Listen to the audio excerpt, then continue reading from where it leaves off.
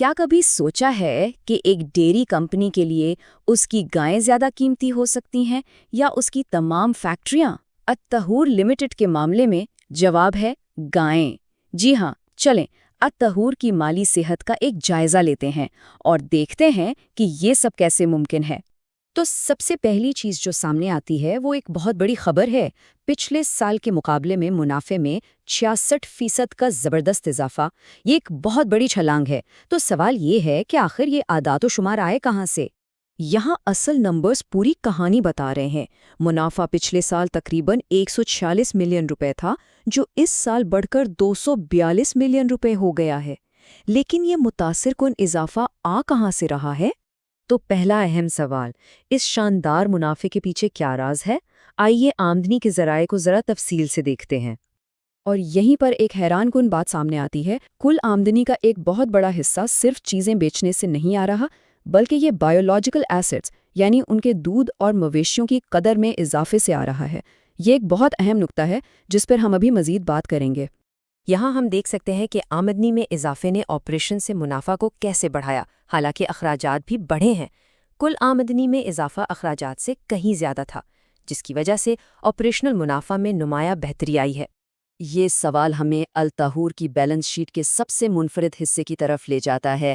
یہ لفظ عام طور پر کمپنیوں کی رپورٹس میں نہیں ملتا، تو چلیں اس کو سمجھتے ہیں۔ یہ سیکشن کمپنی کے زندہ اثاثوں کی وضاحت پر مرکوز ہے، جو ان کے کاروبار کا اصل مرکز ہے۔ بالکل سادہ الفاظ میں یہ کمپنی کی دودھ دینے والی گائیں ہیں۔ اکاؤنٹنگ کی زبان میں انہیں ایک ایسا اثاثہ مانا جاتا ہے جس کی قدر وقت کے ساتھ بدلتی ہے، اور یہ تبدیلی سیدھا کمپنی کے منافع پر اثر ڈالتی ہے۔ یہ کمپنی کی اصل مالیاتی رپورٹ ہے۔ اگر یہاں نان کرنٹ اسیسوں کے نیچے دیکھیں، یعنی وہ چیزیں جو کمپنی کی طویل مدتی ملکیت ہیں، تو بایولوجیکل ایسٹس کی لائن نظر آئے گی۔ یہ صرف کوئی کتابی اصطلاح نہیں ہے، بلکہ ان کی بیلنس شیٹ پر ایک حقیقی اور بہت بڑی رقم ہے۔ اور یہ رقم کوئی چھوٹی موٹی نہیں ہے۔ ان حیاتیاتی اثاثوں کی کل مالیت 4.5 ارب روپے سے بھی زیادہ ہے۔ یہ ایک بہت بڑی تعداد ہے جو ظاہر کرتی ہے کہ یہ ریوڑ ان کے کاروبار کے لیے کتنا اہم ہے۔ اس کی اہمیت کو سمجھنے کے لیے چلیں ایک موازنہ کرتے ہیں۔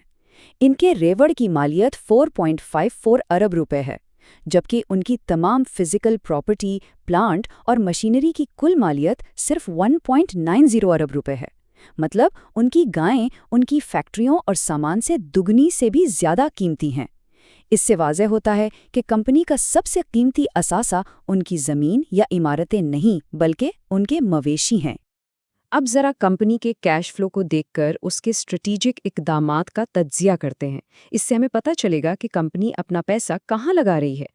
یہاں ایک اور چونکا دینے والا عدد ہے۔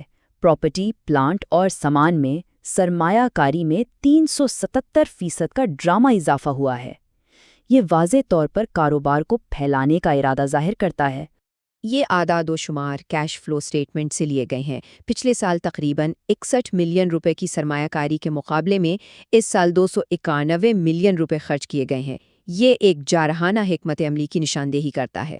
اچھا، اتنی بڑی سرمایہ کاری کرنے کے لیے پیسوں کی ضرورت تو ہوتی ہے، تو یہ پیسہ آ کہاں سے رہا ہے؟ کیش فلو سٹیٹمنٹ ہمیں اس کا جواب بھی دیتا ہے۔ اور جواب ہے طویل مدتی قرض۔ کمپنی نے اس عرصے میں تقریباً 408 ملین روپے کی نئی طویل مدتی فائنانسنگ حاصل کی ہے، اور یہ ایک واضح اسٹریٹجک تبدیلی کو ظاہر کرتا ہے۔ وہ اپنے چھوٹے قلیل مدتی قرضے ادا کر رہے ہیں، جبکہ کاروبار کو بڑھانے کے لیے طویل مدتی قرض لے رہے ہیں۔ یہ مستقبل کی ترقی کے لیے ایک سوچا سمجھا قدم لگتا ہے۔ تو آئیے ان تمام نکات کو ایک ساتھ جوڑتے ہیں اور دیکھتے ہیں کہ یہ الطہور کے مستقبل کے بارے میں کیا کہانی سناتے ہیں۔ تو خلاصہ یہ ہے کہ الطہور ایک بہت ہی دلچسپ مرحلے میں ہے۔ منافع بڑھ رہا ہے، ان کا بنیادی اثاثہ مضبوط ہے، اور وہ مستقبل کے لیے بڑی سرمایہ کاری کر رہے ہیں، اور یہ سب طویل مدتی قرضوں کے ذریعے کیا جا رہا ہے، جو ہمیں ہمارے آخری سوال کی طرف لاتا ہے۔ یہی وہ سوال ہے جو ان مالیاتی گوشواروں کا نچوڑ ہے۔